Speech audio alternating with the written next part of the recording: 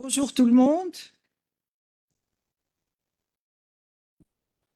Je pense que nous pouvons reprendre les travaux de ce colloque qui a bien animé notre académie ce matin et nous allons poursuivre donc cette séance 2 qui est consacrée à Bourguiba et l'opposition avec 6 interventions dont la première c'est monsieur le professeur Midanefer qui va nous parler du sujet suivant, le savant et l'oral. Sermid, à vous la parole. شكرا سيدة الرئيسة. أولا أعبر عن شكري لهذه الفرصة التي تتاح لي حتى أتحدث عن جانب من الجوانب التي أعتبرها رئيسية في فهم المسار الذي بدأ مع الزعيم بورقيبة في علاقته بإحدى المؤسسات الأساسية في تونس القديمة وهي مؤسسة الزيتونة.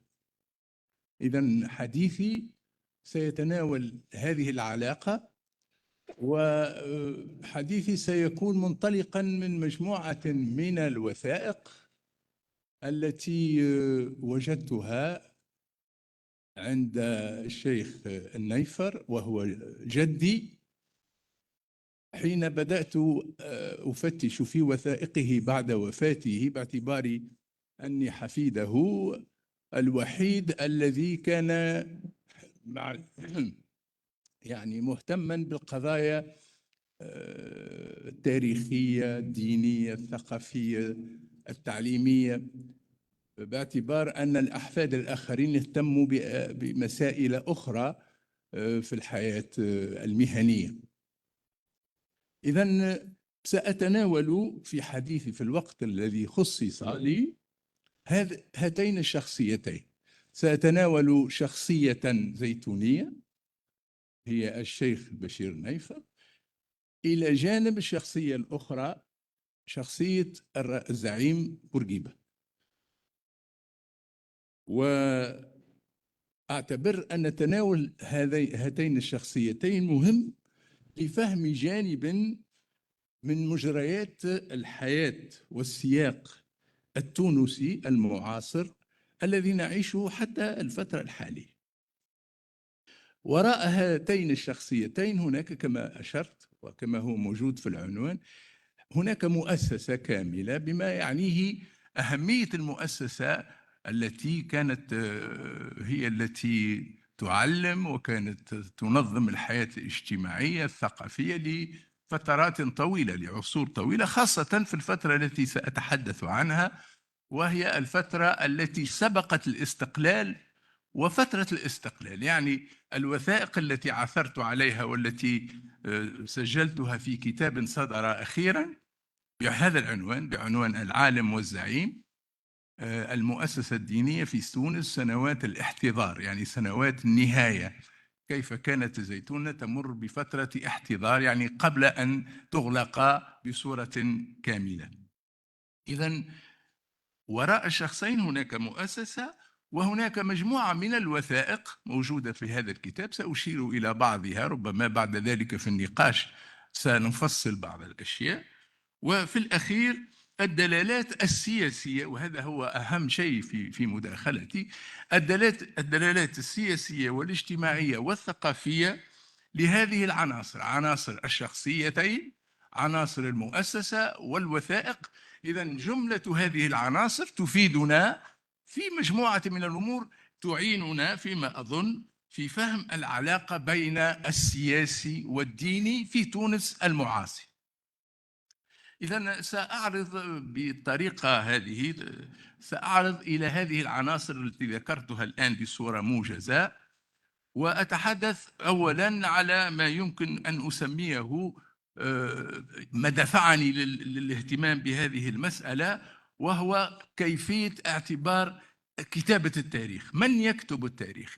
الحديث في الغالب أن التاريخ يكتبه المنتصرون، وهذا إلى حد كبير فيما أرى في الفترة المباشرة هذا يكون صحيح. لكن بعد ذلك طبعا المنتصرون في الصراع السياسي وفي الخلاف السياسي هم الذين يسجلون الرؤية الرسمية.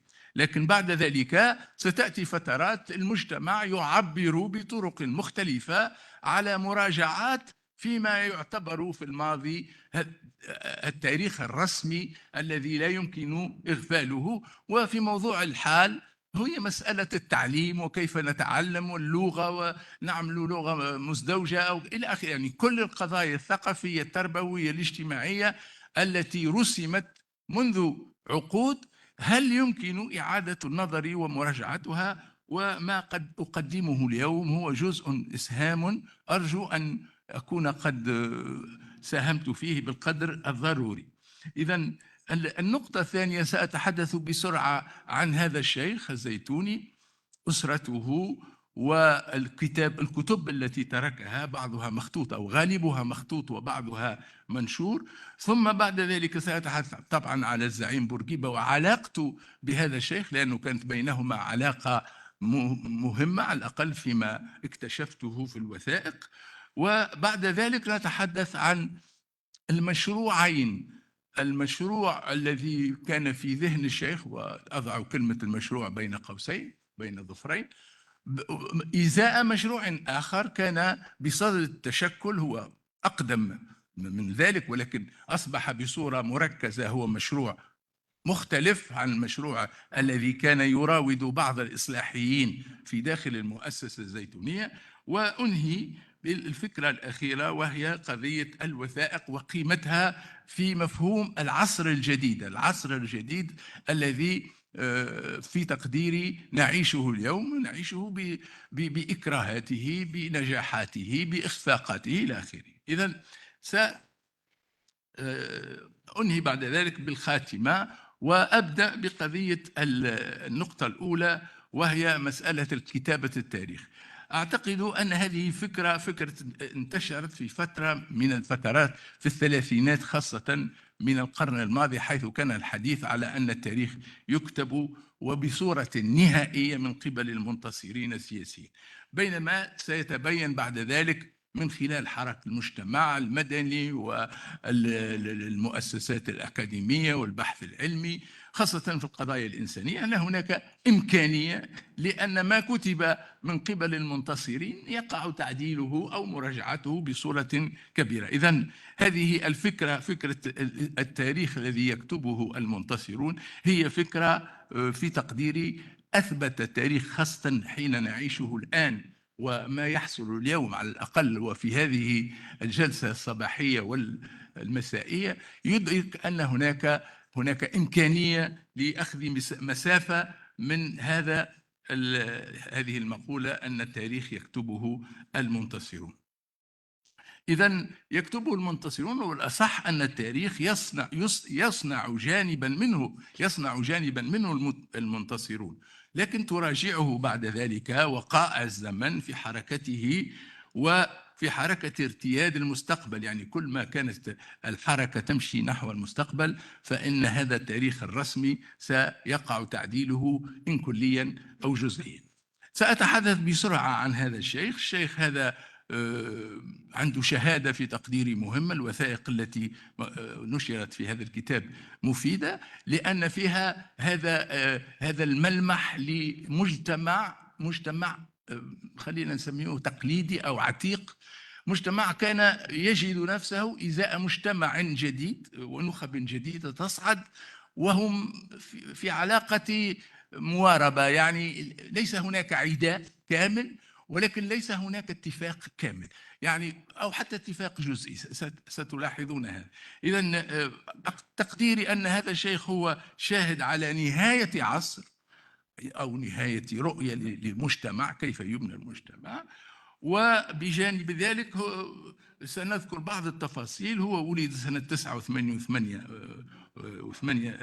1889 وتوفي سنة 1974، وله مسيرة تقليدية: حفظ قرآن في البيت، ثم بعد ذلك في الكتاب، ثم دخول للمؤسسة التعليمية الموجودة في تلك الفترة بدأ دراسته 1899 ودرس على أشهر الشيوخ في تلك الفترة: الشيخ طاهر بن عاشور، الشيخ النخلي بن المكي، النيفر، الخضر الحسين، وتلقى دروسا في الحساب في الخلدونية والتاريخ والجغرافيا في الخلدونية. إلى جانب هذا تولى التدريس بعد ذلك منذ سنة 1905، وظل يرتقي من درجة إلى أخرى حتى انتهى إلى رتبة أستاذ، يعني تعليم عالي أو أعلى رتبة في التعليم في ذلك الوقت. وإلى جانب التدريس كان يتولى مهمة تنظيم الكتب بالجامع الأعظم. كانت هناك المكتبة الأحمدية والتي أصبحت بعد ذلك تحتاج إلى تنظيم. كانت هناك لجنة، من بين أعضاء هذه اللجنة هو اهتم بها، ودرس في مدرسة ترشيح المعلمين، كما درس في الصادقية وفي صادقية، وبعد ذلك أخذ التقاعد سنة 45. إلى جانب التدريس والخطابة، الخطابة الجماعية كان في الجامع باب سويقة معروف، بدأها 1921، وعضو في المحكمة العقارية، وكان مفتيا منذ 1940 وقاضيا سنة 43. هذه المسيرة ببعض التفاصيل، أهم فيها أنه استقال أكثر من مرة في الفترة ما قبل الاستقلال في علاقة مع بعض البيات، وعين مع الرئيس بورقيبة، عين سنة 57 إماما بالجامع الأعظم، إلى بقي فيه 3 سنوات إلى أن عزل سنة 61. تعلمون ربما أن الجامع الأعظم هناك فيه تقليد أنه لا يتولى إمامة الجمعة فيه إلا أفراد عائلتين، إما عائلة الشريف أو عائلة محسن. الرئيس بورقيبة لأمر سأشير إليه بعد قليل كان عين البشير نيفر خلافا للتقليد السائد لاعتبارات كان يراها فيه أنه يتولى، ولذلك بقي هذه السنوات حتى جاءت حادثة إفطار رمضان والخطبة التي ألقاها الرئيس فيما يخص رمضان وفيما يخص توقيت العيد بالحساب وليس بالرؤية، فلم يقبل بهذه المسألة فعزل من منصبه وعين الإمام السابق ليحل محله. بعد هذا التاريخ، بعد سنة 61، انقطع عن كل نشاط إلا بعض المحاضرات كان يلقيها في مناسبات سفره في البلدان التي كان يزورها، وغالبها، طبعا مش غالبها، كلها هي بلاد عربية، لم يكن له علاقة بالبلاد الأوروبية. إذا هذا تقريبا فيما يتعلق بحياته. شهادته في تقديري هو كان يشعر بأن الشرق أو ما يسمى الشرق كان يمر بمرحلة ما يسمى فتور، يعني انهيار الشرق كما يتصوره هو ومجموعة من الزيتونيين، أن صولة الغرب هي التي أصبحت في سياق جديد، وكان يدرك هذا. ولذلك كان يسعى في رحلاته في اتصالاته أن ينظر في إمكانية تعديل هذا المسار. هل كان يمكن تعديل هذا المسار؟ التوازنات القديمة كلها في حالة انهيار، التوازنات الاجتماعية، الاقتصادية، السياسية، اللغوية إلى آخره كانت في حالة تغير. ولذلك سنجد أن مؤسسة الأسرة نفسها كان يراها أنها في حالة تواجه صعوبات حقيقية. وبعد ذلك سنرى أن ما يكتبه في الوثائق كان في خلاصته يعتبر أنه رغم هذه التحولات كان يريد أن يرى أن تفوق الدخيل الغربي الفرنسي، تفوقه لابد أن يحاول بصورة أو بأخرى أن يواجهه وأن يعدل من صولته وهيمنته. بالمقابل كان لا يوافق المتبرمين، يعني وهذا سنشير إليه أن الزيتونيون ليسوا على شيء واحد، ليسوا على رؤية واحدة. هناك تقسيم ربما في النقاش نتحدث عنه إن أردتم، لكن الحديث عن الزيتونيين على أنهم جسم واحد ومتناسق ومتشابه، لا، ليس هذا صحيح. ولذلك هو كان بنفسه ضمن المؤسسة الزيتونية يجد صعوبات في وجود نوع من الإجماع في المواقف بين الشيوخ، سواء كانوا من الرتبة العليا أو الوسطى أو الدنيا. كانت هناك مشكلة حقيقية في ذلك. إذا مررنا إلى شخصية الزعيم، شخصية الزعيم مشروع آخر، مشروع التحديث، مشروع يمكن أن نلخصه في كلمة: الخروج من التخلف. يعني الفكرة الرئيسية التي يشتغل عليها الزعيم والحزب الذي ينتمي إليه هو الخروج من التخلف من خلال التحديث. إذن هذه المسألة طبعا تفاصيل ممكن معروفة جدا. 1903 ولد في المونستير وبها توفي. محيط اجتماعي محافظ، انتقل إلى العاصمة. الزعيم بورقيبة انتقل ليدرس في العاصمة ثم كرنو، قبل الانتقال عام 24 إلى باريس للدراسة الجامعية في كلية الحقوق سنة 27. مر باشتغال بالصحافة والمحاماة. في 38 تبدأ سنوات النضال والسجن. يعني هذه تفاصيل، لكن سأمر بسرعة إلى النقاط التي تعنينا في علاقة الشخصيتين. اصطبغ الفكر السياسي للزعيم بورقيبة وجيله بخصوصية التجربة الفرنسية في حكم جمهوريتها الثالثة.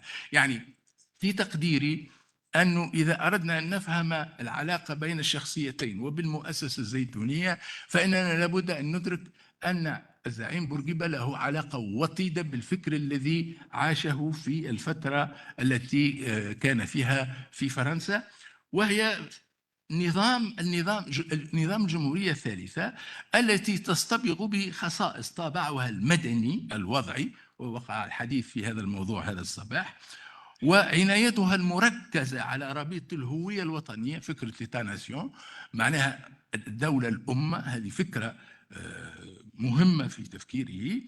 والنقطة الثالثة الاهتمام بالتعليم العمومي، باعتبار هذا التعليم هو الذي يمكن أن يحقق تحولات نوعية في الوضع الاجتماعي بدون منازع، يمكن أن نقول.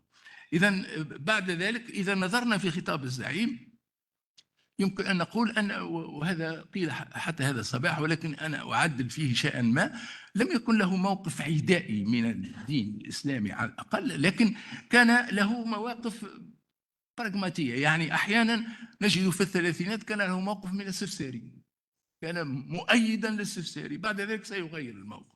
كان له موقف من الشاشية، كانت هناك حادثة موجودة معروفة في الثلاثينات، كان أحد الطلبة في المدرسة العلوية قد أصر على لباسه الشاشية إلى آخره. يعني فيها أحداث تدل على أنه كان لا ينظر للمسألة التراثية أو الإسلامية بنظرة إيديولوجية راديكالية، لا، كان يعدل. نجد هذا في هذا المشروع الذي سميته الخروج من التخلف.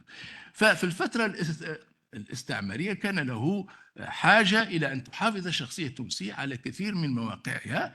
في خطبة شهيرة في العشرينات من القرن الماضي كان موقفه علنيا في أن لا يمكن رفع الحجاب، لا ينبغي رفع الحجاب. بعد ذلك سيغير لما تتغير الأوضاع.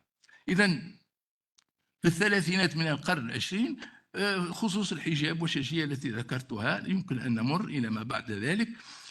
التعبيرات الاجتماعية تشكل تمثلا للقيم المستقاة من الهوية. يعني هو ليست له رؤية قطعية مع الهوية، له رؤية عملية، وهذا يمكن أن يفسر العلاقة التي سأوليها في النقطة الموالية في علاقته بالشيخ البشير النيف.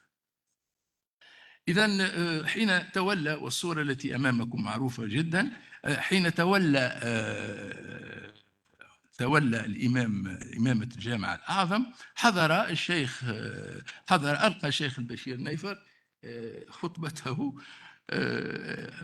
أمام الزعيم بورقيبة. وقبل ذلك هذه هي العلاقة الأولى التي كانت بين الزعيم وبين الشيخ. في الثلاثينات كانت هناك مشكلة التجنيس، وقصة طويلة يمكن أن نشير إليها، لكن طلب الزعيم بورقيبة في ذلك الوقت من بعض الشيوخ: هل يجوز للتونسي أن يتجنس في الثلاثينات وفي العشرينات؟ في الثلاثينات، الفترة التي تعنينا هي الثلاثينات. هل يمكن للتونسي أن يتجنس بالجنسية الفرنسية التي أحكامها ليست بالأحكام الشرعية الإسلامية؟ فلم يجد إلا شخصا واحدا، هو الشيخ البشير النيفر، الذي أفتى له بحرمة التجنس في ذلك الوقت. ونشرت الفتوى في الصفحة الأولى من لاكسيون تونيزيان، في ترجمها ويمكن العودة إليها.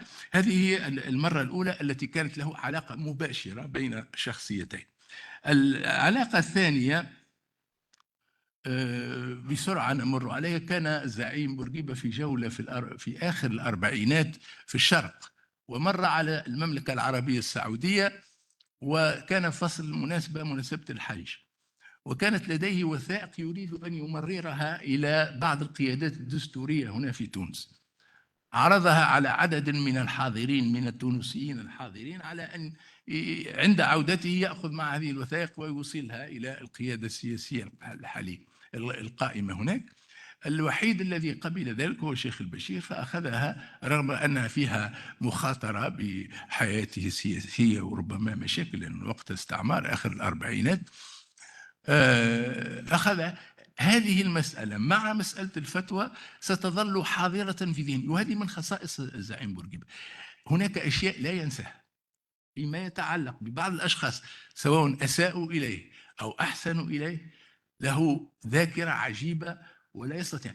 فتقديري من خلال المراسلات التي تجدون جزءا منها، يراسله بأشياء فيجيب الزعيم أحيانا بإجابات عادية، وأحيانا يحقق في المسألة، مما يدل على اهتمامه بأن لا يريد أن ينفي وجود هذه المجموعة، ولكن يريدهم أن يتفهموا خطابه ومشروعه. والسيد الرئيسة تلاحقني، ولذلك أنا مضطر أن أمر بسرعة.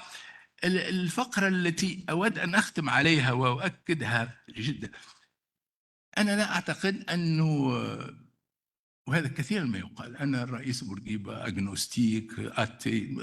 أنا لا أظن، أنا أظن أنه هو رجل دولة ورجل مشروع، عنده دولة وعنده مشروع. علاقته بالمؤسسة الدينية، هذا الذي يعنيني، علاقته بالمؤسسة الدينية. والمواقف في الكتاب والوثائق موجودة عندنا، خاصة في قضية الأحباس. كانت هنا عندها في الكتاب مراسلة مهمة جدا أرسلها الشيخ لزعيم بورقيبة فيما يخص الأحباس، وفي أهمية إبقائها مع إصلاحها، ولكن لم يجبه الرئيس، لم يجبه. هذه من الوثائق الهامة التي نشرتها في هذا الكتاب. ولكن أهم حاجة وأريد أن أختم على ذلك هي اعتقاد بأنه ملحد. أنا لا أظن ذلك. أنا أتصور، وهذا ما تشهد عليه الوثائق، أتصور أنه كان يقدر أن هناك إمكانية التعاون مع بعض الزيتونيين مع المؤسسات، إن أدركت أهمية وراهنية المشروع التحديثي، ضرورة المشروع التحديثي. الخلاف أين يوجد بينه وبين الشيخ؟ وهذا ما أختم عليه في كلمة سيدتي، أعتذر لأن الموضوع فيه كثير من التفاصيل. نقطة الخلاف في كلمة واحدة: هل مهمة الدولة أن تقوم بدولنة الدين، أي أن تستتبع الدين، أم أن تترك للدين مساحته الضرورية حتى يتطور من داخله؟ هذه نقطة الخلاف الرئيسية التي جمعتها في الخاتمة في هذا مربط الفرس في تقديري. مربط الفرس: ما هي المساحة التي تسمح بها الدولة الحديثة للشأن الديني؟ هل مهمة الشأن الديني هو أن يكون مستلحقا، وهذا ما سميته دولنة الدين، يعني يصبح موظف كأي موظف آخر، أم أن هناك علاقة توازن، وأن هناك قيم وهناك تربية وهناك مجتمع وهناك مرجعية أخلاقية ينبغي أن تبقى للشأن الديني أم لا؟ هذا في تقديري أهم شيء في علاقة الزعيم بالعالم. شكرا على انتباهكم، والسلام. Shukran, c'est Hamida Neifer. C'est un sujet qui reste très vivant, d'actualité, la relation du politique et du religieux. Et beaucoup de discours de Bourguiba des années 60 sont extrêmement intéressants aussi pour éclairer la manière dont Bourguiba voyait sa relation avec la religion musulmane et avec les hommes de religion. Mais on aura peut-être l'occasion d'en débattre tout à l'heure. Je passe la parole à Selma Mansouri qui va nous parler de Ahmed Ben Salah et Bourguiba, toute une époque.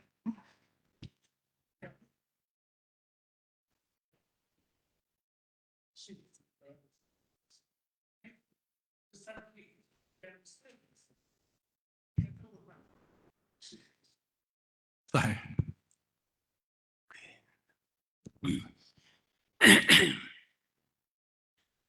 Messieurs les présidents Fouad Baza et Moussa Jafar, Monsieur le président de l'Académie Beit Hikma, Madame la présidente Ozi Sharfi, Mesdames, Messieurs, il convient d'apprécier l'initiative des organisateurs du colloque pour l'inscription de cette question au programme, car Bourguiba et Ben Salah ont bel et bien formé une paire emblématique, n'ayant pas son pareil dans le paysage politique de toute la région. La Tunisie a pu tirer le plus grand profit des moments de leur bonne entente et enregistrer certains revers, différemment interprétés quand la mésentente s'installait entre et autour d'eux et pouvait conduire directement vers des situations conflictuelles. Ce qui s'était produit à deux reprises. La première en décembre 1956, suite à la scission exécutée à l'UGTT par Habib Achour, secrétaire général de l'Union régionale de Sfax, au lendemain du 6e congrès de l'UGTT. Et la seconde, aux conséquences plus sérieuses, lors de l'automne 69, qui avait consacré la rupture complète et définitive entre les deux hommes ayant conduit à une véritable crise de régime et engagé le pays vers un changement de cap différemment apprécié. Ces deux hommes de premier plan ont marqué, chacun selon ses prérogatives, son talent et son tempérament, l'histoire du pays, et ont réussi ensemble, avec d'autres bien entendu, à mettre la Tunisie sur la meilleure orbite pour la réalisation du développement et du progrès. Exposons brièvement les rapports publics entre les deux hommes.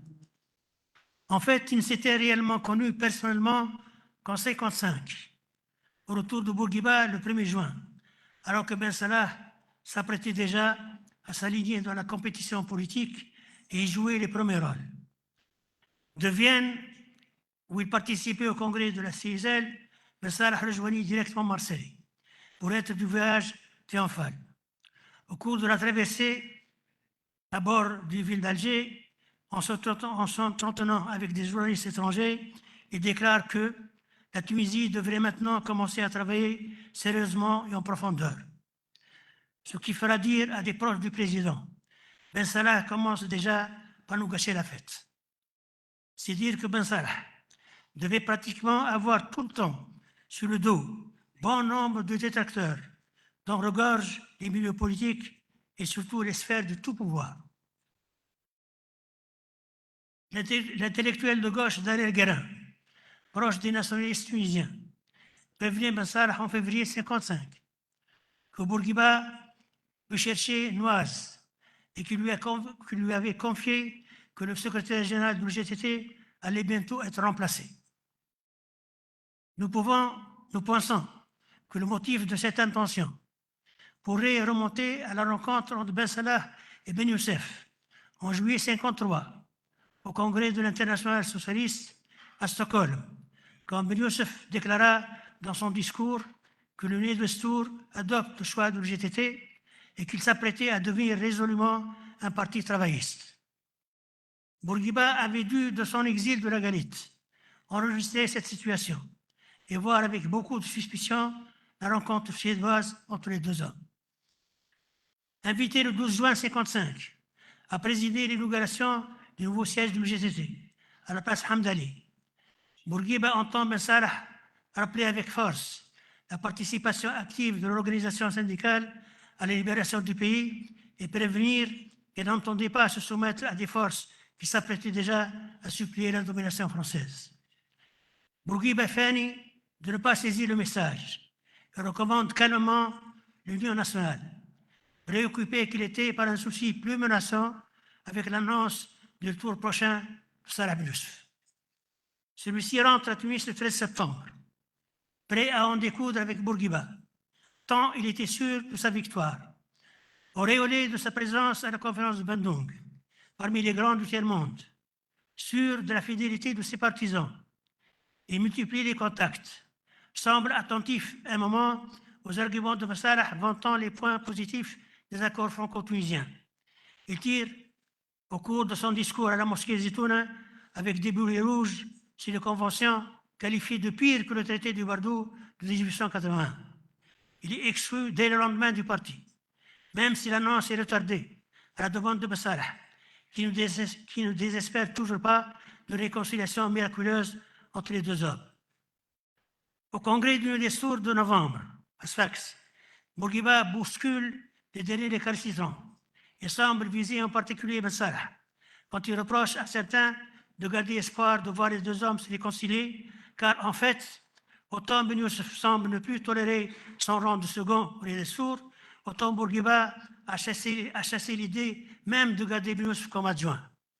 Le Congrès consacre la victoire de Bourguiba chez son rival, qui ne désarme pourtant pas, poursuivant ses tentatives de renverser le cours des événements, même après le lâchage des Algériens, dans des conditions rapportées par le président Cheikh Bouzid et l'ancien ministre algérien de la Défense, Khaled Nezar, dans leur mémoire. Nous connaissons la suite. À l'indépendance, Massalah, premier vice-président de l'Assemblée constituante, nouvellement élu, devenu pour quelques jours président par intérim avec la démission de Bourguiba, aurait préféré présenter une autre personnalité à Lamine Bey comme candidat à la présidence du Conseil, estimant que Bourguiba serait mieux à la présidence du Parlement pour mieux renforcer la nouvelle institution. Il nous a confié qu'il avait même officieusement suggéré le nom de Ben Youssef pour la présidence du Conseil. Et nous pensons que ce choix, dont il nous avait expliqué les raisons, aurait été communiqué sur l'heure à Bourguiba, ce qui n'était pas la meilleure formule pour favoriser de bonnes relations entre les deux hommes. Massalah devait subir les conséquences de cette position, quelques mois plus tard, à l'issue du siège inauguré de l'organisation syndicale, avec la scission exécutée par Habib Achour et activement encouragée par Bourguiba, lequel offrit et inaugura le siège de l'Union tunisienne du travail, nouvellement créé par Achour et ses amis. Cet épisode sera suivi quelques jours après par la destitution de Massalah de la direction du GTT, par ses amis du bureau exécutif qui le remplacèrent par Ahmed Teli. Destitution chaleureusement saluée par Bourguiba au cours des meetings au quartier de Mélassine. 15 ans plus tard, Bourguiba révélera clairement dans la célèbre lettre manuscrite adressée de Paris à Belhadam le 4 janvier 1970 qu'il avait bel et bien évincé Massalah de la direction du GTT.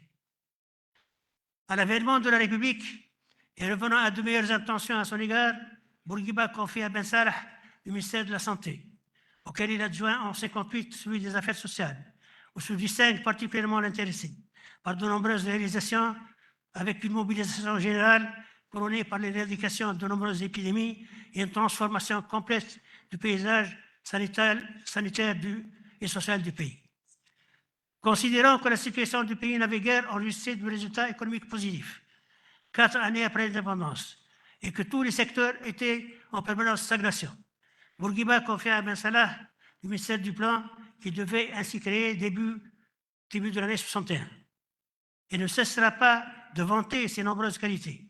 Il dira à Sfax, le 24 juin 1961, « Je l'ai mis à l'œuvre, je lui ai accordé ma confiance et je l'ai conçu qu'il joint à la compétence, à la capacité, la loyauté et le dévouement à sa tâche. » Il ajoute, « Dans toutes les missions que je lui ai confiées, il a fait preuve d'un esprit d'équipe remarquable. » Mohamed Sayah a écrit dans un de ses livres qu'il n'est pas sûr qu'Ahmed Massalah eût été appelé à ses fonctions Si Bourguiba avait trouvé autour de lui, parmi les responsables de l'époque, des hommes aussi disposés à s'associer à lui dans la mise en œuvre de cette politique. Ce n'est pas en tout cas sans avoir essayé avec d'autres qui fait appel à l'homme qui se présentait en 1956 comme un fervent partisan de la planification. Je pense que Mohamed Sayah n'était pas loin de la vérité. Car Bourguiba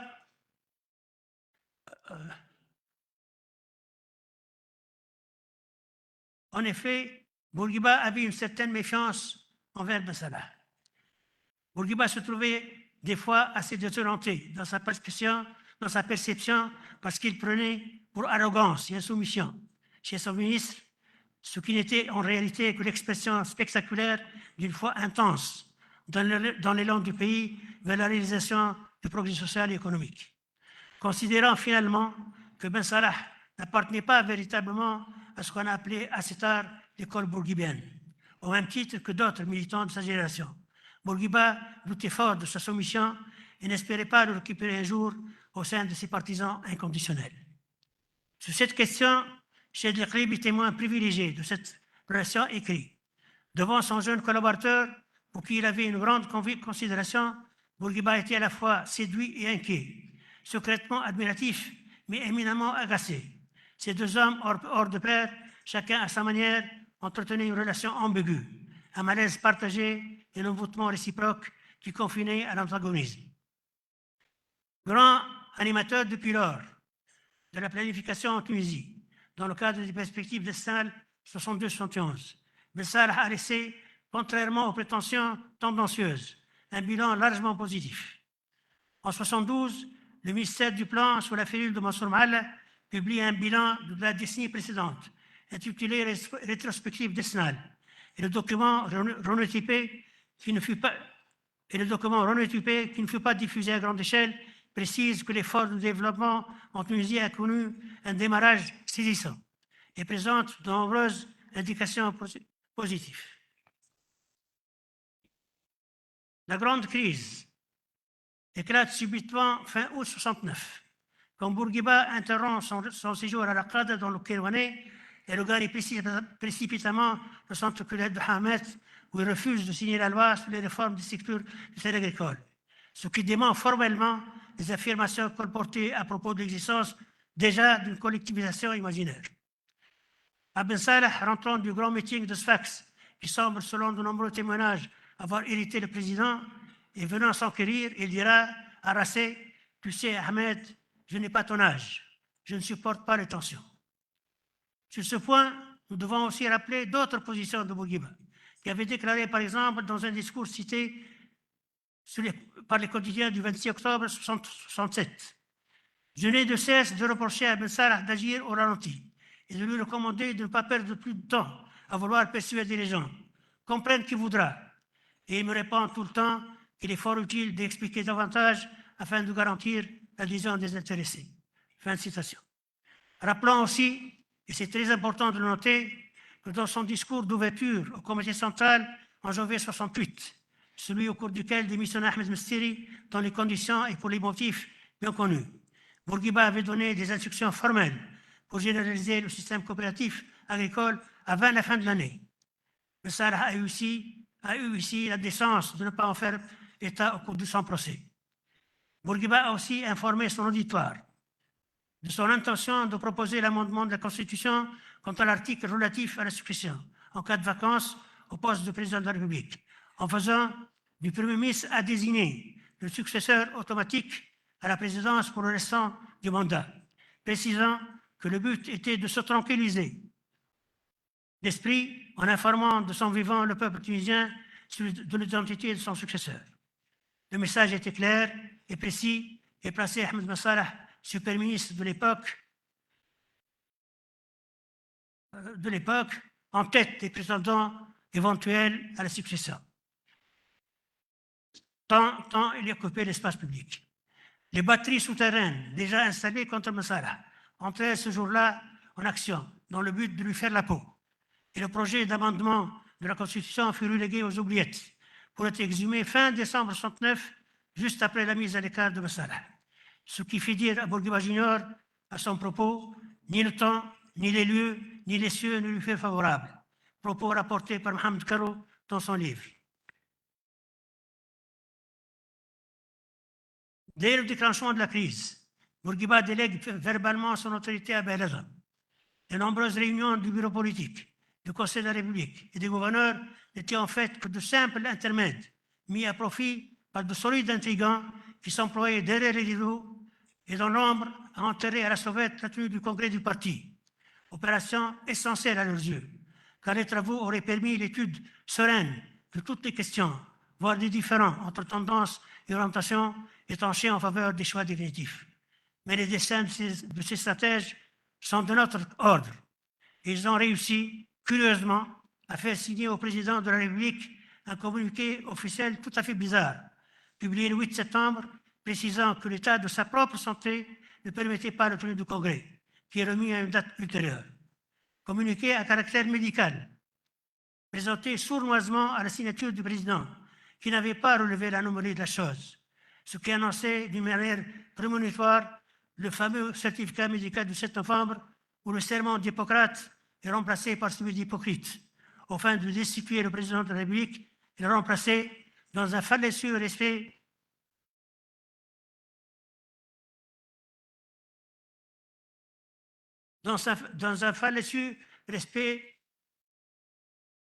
des dispositions constitutionnelles.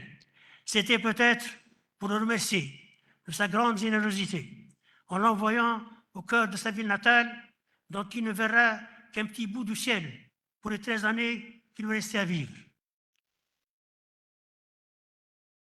Ce qui a fait dire à Jean Lacouture le jour même, le 7 novembre, sur les colonnes du Monde, courageux, bon stratège politique, Habib Bourguiba fut souvent mauvais tacticien. Il voyait loin, de près, il apercevait moins les obstacles et butait contre eux. C'était l'époque où les micro-trottoirs envahissaient les rues et les campagnes, étaient tendus tels des armes de poing, en passant avec la question-réponse « Parlez-nous des méfaits du système coopératif ». J'ai décrit à résumer la question en écrivant que la question des coopératives cache celle de la succession. Au terme de tout cela, le couple présidentiel quitte le territoire le 17 novembre, s'installe à Paris où il séjourne jusqu'au retour en Tunisie le 1er juin 1970, la plus longue absence de Bourguiba en tant que président, la plus longue absence de Tunisie. Et les témoignages s'accordent pour affirmer que le président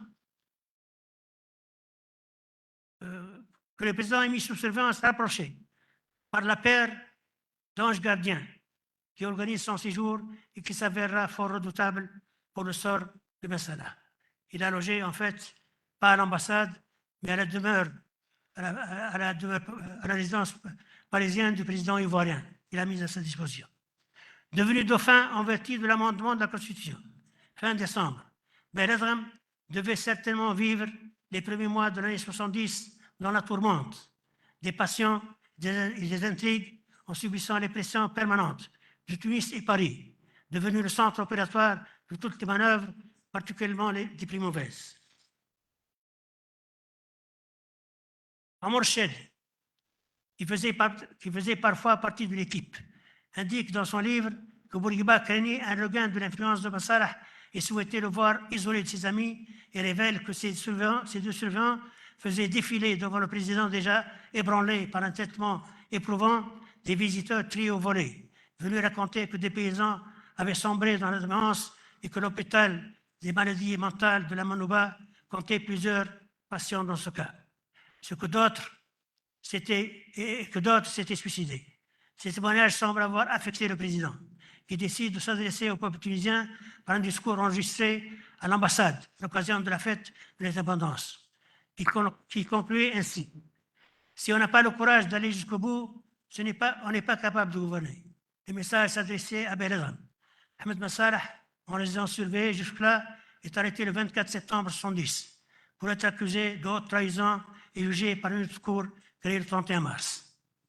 Ahmed Mstiri raconte dans ses mémoires que Bourguiba l'avait tranquillisé sur le sort de Ben Salah qui attendait son procès.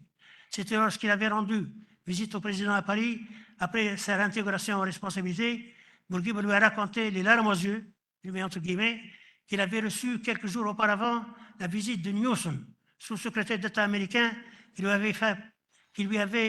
lui fait part expressément des réserves de son gouvernement et ses craintes sur les risques de poursuites engagées contre Massalah, surtout s'il aboutissait à une condamnation à mort, et qu'il l'avait tranquillisé sur ce point.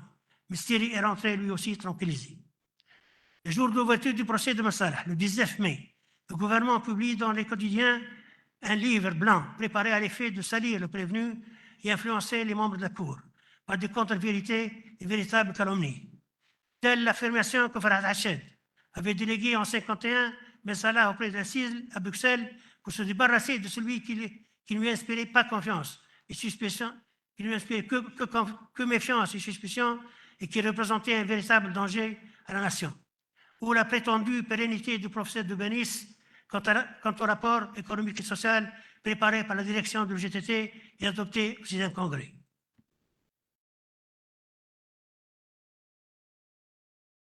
Massalah, digne successeur de Hached à la tête de l'UGTT, connut une prestigieuse carrière politique émaillée de fréquentes turbulences. Il devait, après le procès illégal et injuste, où les règles élémentaires du droit ne sont pas respectées, se résigner à vivre l'arbitraire, la prison et l'exil, bravant un destin fait de traque, d'injustice et d'ingratitude collective. Massalah passera un premier exil de 15 ans avec Alger comme résidence familiale grâce à l'hospitalité fraternelle de l'Algérie sous la présidence de Houari Boumediene.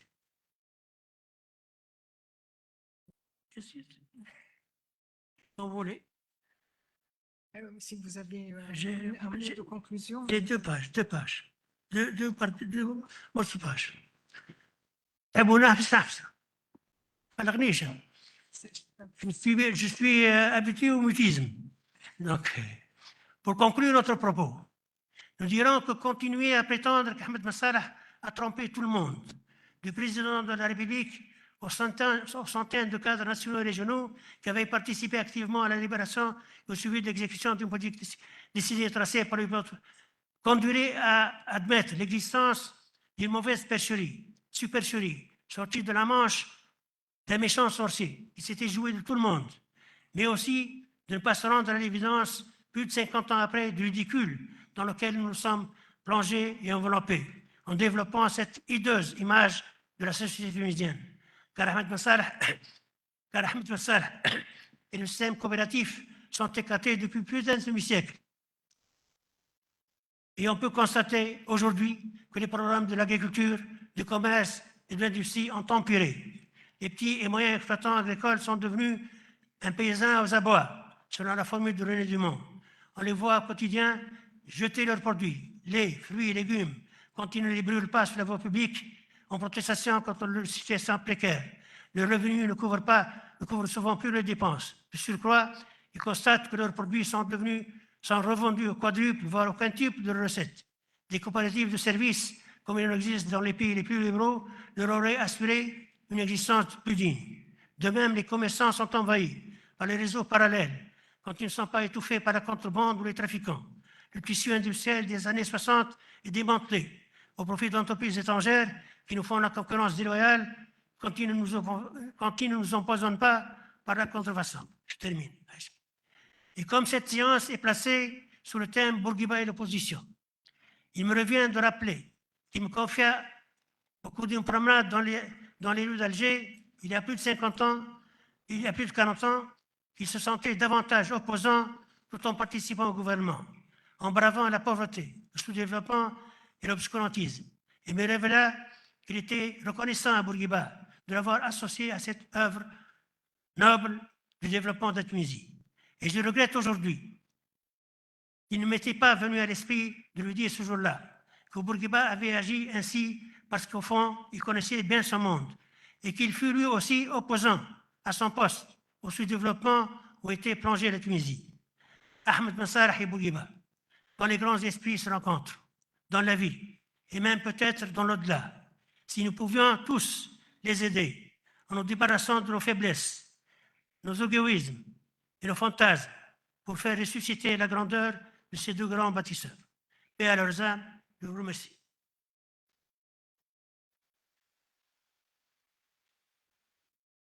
Merci de nous rappeler cette période qui a été difficile pour beaucoup de Tunisiens et qui trace ces relations conflictuelles, en fait, entre deux grandes personnalités. Je suis sûre que ça va susciter de grandes discussions, mais je ne dois pas trop m'attarder et je vais passer la parole à Elias Jouini, professeur Jouini, sur la question Bourguiba et le Marcel.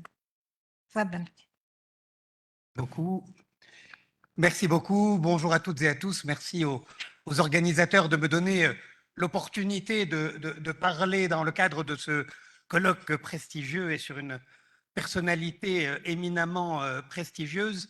Alors, les uns et les autres pourront se demander, mais que fait un économiste, un mathématicien pour venir nous parler ici du Marzen ou de Bourguiba?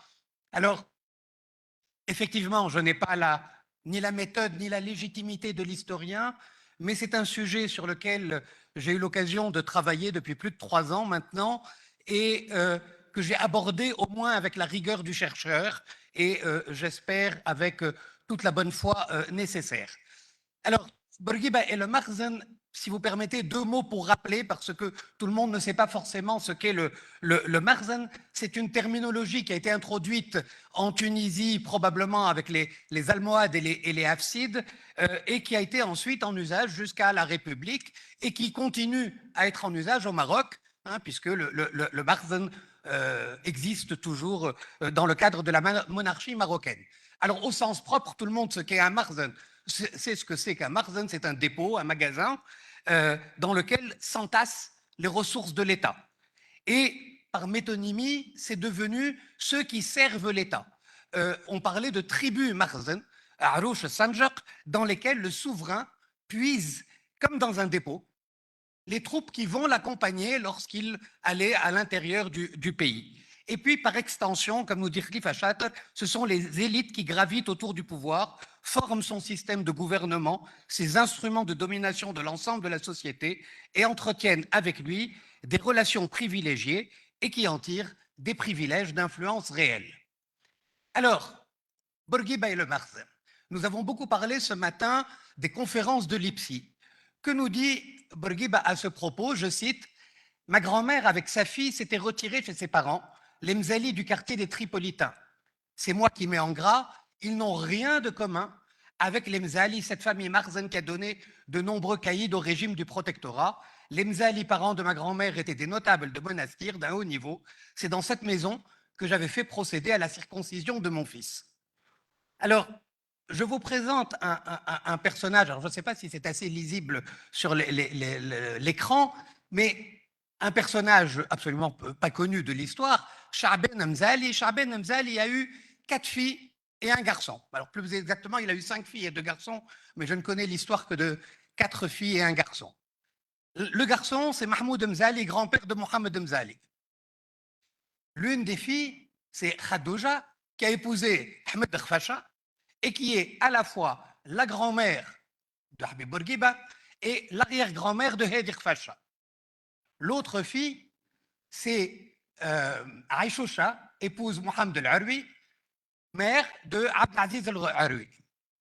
Les 2 autres filles, Zainab et Rqaya, ont épousé l'une, le colonel Miralay Salah Mzali, qui était à l'époque le vice-caïd de Monastir, le khalifa de Monastir, et l'autre a épousé le frère de Salah Mzali, qui s'appelait Mohamed Mzali, et qui lui est l'arrière-grand-père de Mohamed Salah Mzali, qui a été Premier ministre sous le protectorat. Donc en 1954, il était président du Conseil. Parmi les autres personnes qui gravitent autour de cette famille, eh bien, on retrouve notamment l'Abd Mzali, qui était un grand intellectuel et qui a occupé les fonctions de sous-directeur de l'instruction publique avant l'indépendance, puis secrétaire général du ministère de l'Éducation nationale, qui était lui-même le cousin et le beau-frère de Hedi Nuera. Donc finalement, on retrouve dans un arbre généalogique, dans un mouchoir de poche, quasiment l'ensemble des grands noms de la politique monastirienne, si j'ose dire. Et donc, lorsque Bourguiba dit « ma famille n'avait absolument rien à voir avec les Mzali du Makhzen. En fait, c'est la même famille. Et cette affirmation, on voit bien, c'est une construction. C'est une construction, c'est une mise à distance du Makhzen. Dans ces fameuses conférences de Lipsi, il parle de la sœur de sa grand-mère qui était la mère de Abdelaziz El-Arwi, mais il ne parle pas des deux autres sœurs de sa grand-mère qui étaient les grand-mères et arrière-grand-mères à la fois de Mohamed al-Hamzali et de Mohamed Hamzali, son père, qui a été caïd également. Et lorsqu'il dit « j'ai fait la circoncision de mon fils dans cette maison », sans qu'on sache exactement dans quelle maison, c'est très précisément dans la maison de Salah Hamzali, celui qui avait été caïd de Monastir. Donc c'est dans cette maison, à Msi Desre, et on verra revenir ce terme de Msi Desre, qui est un quartier de Monastir, et c'était là que les deux frères Mzali, Mohamed et Salah, avaient leur maison, et c'est là que Bibi a été circoncis. Alors, dans un autre document, il parle à Mathilde et il lui écrit « J'ai été bien content d'apprendre que Bibi se rend à Dodane, etc. » Je ne vais pas lire l'ensemble. J'en faisais de même dans les jardins de ma tante Saka, quand ce n'étaient pas les nôtres, ceux de Msi Desre. Donc on retrouve la référence à Msi Desre et il dit « les nôtres, nos jardins ». Encore une fois, c'était les jardins de la branche caïdale. Et il fait référence à la famille Saka parce que sa grand-mère paternelle était une Saka, sa tante était mariée à un Saka. Or là aussi, la famille Saka et la famille Mzali étaient très intimement liées. Vous voyez ici, avec les flèches en rouge, je ne sais pas si c'est assez clair, tous les mariages qu'il y avait entre ces deux familles, et encadrés en rouge, toutes les personnes qui ont été soit caïd, soit califat. Et donc, on voit qu'effectivement, on a affaire, surtout avec les Saka, à une vraie dynastie caïdale qui était alliée à la famille Mzali et qui était donc alliée à la famille Bourguiba. La famille Saka avec la famille Nuira, ce sont les deux plus grandes dynasties caïdales historiquement de l'histoire de Monastir.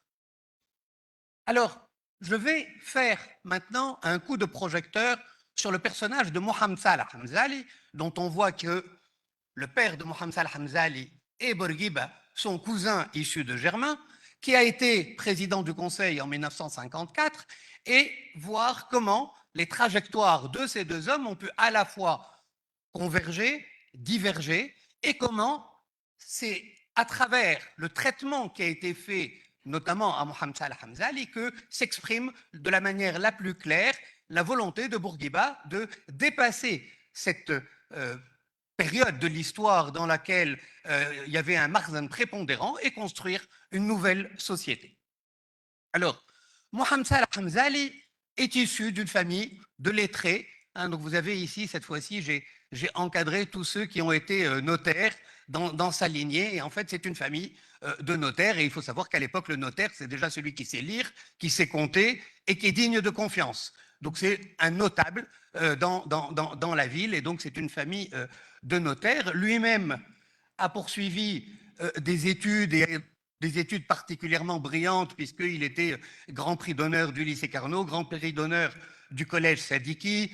Vous avez là le palmarès des prix du lycée Carnot où il avait absolument tous les prix.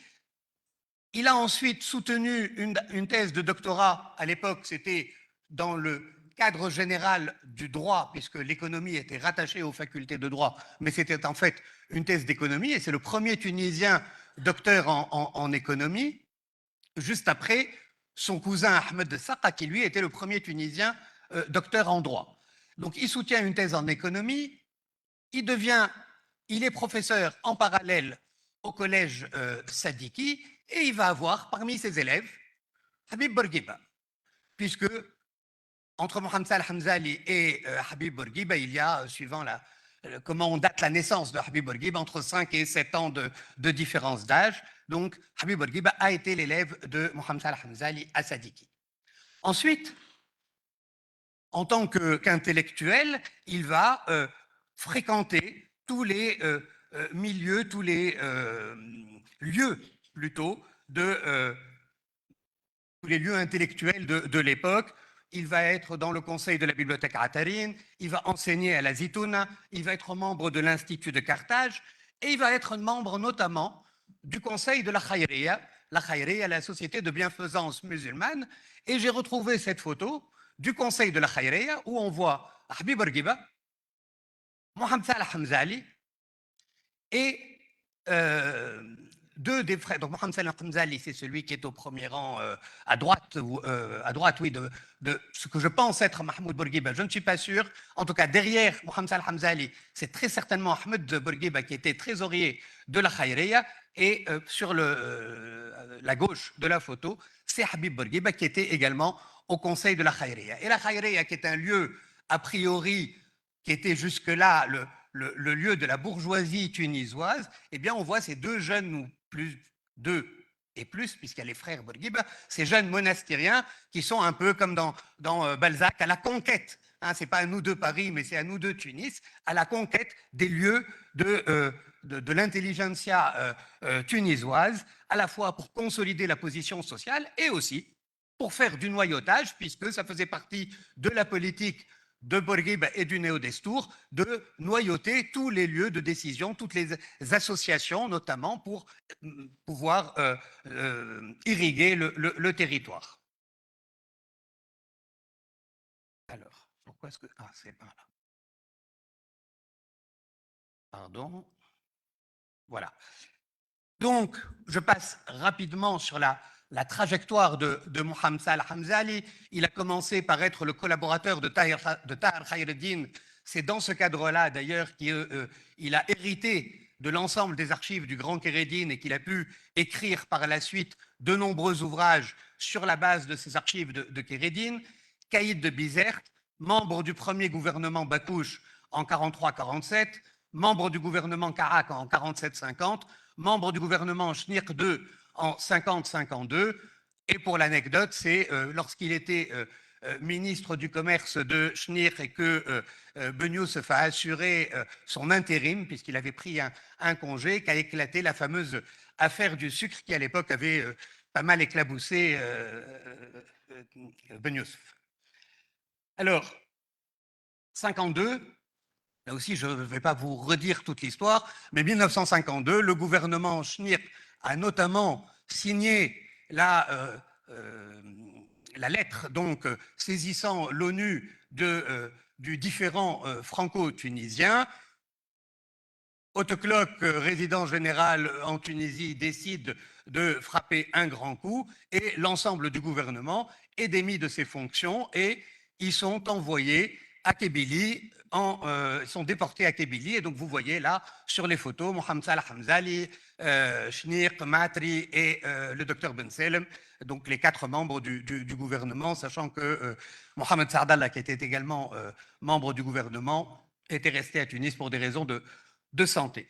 Et jusque-là, les relations entre Bourguiba et Mohamed Salah Hamzali sont bonnes, puisque à cette occasion, Habib Bourguiba lui écrit, lui aussi est en exil à ce moment-là à Remada, et il lui écrit